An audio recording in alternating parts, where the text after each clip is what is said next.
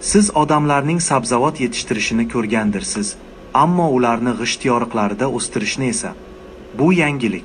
Hammasi bir ayol hovlisini tozalayotganida g'ishtlar orasida yovvoyi o'tlar o'sib chiqqanini ko'rib qolganidan boshlandi. U, agar bu yerda o't o'sa olsa, nega sabzavotlar o'sa olmasin, deb o'yladi. Shunday qilib, u buni sinab ko'rishga ahd qildi. Hovlini tozalab bo'lgach, g'isht oraliqlariga karam urug'ini sepdi. Haqiqatan ham ko'p o'tmay urug'lar unib chiqdi va tez orada g'ishtlar orasidan to'liq yetilgan karamlar ko'rina boshladi.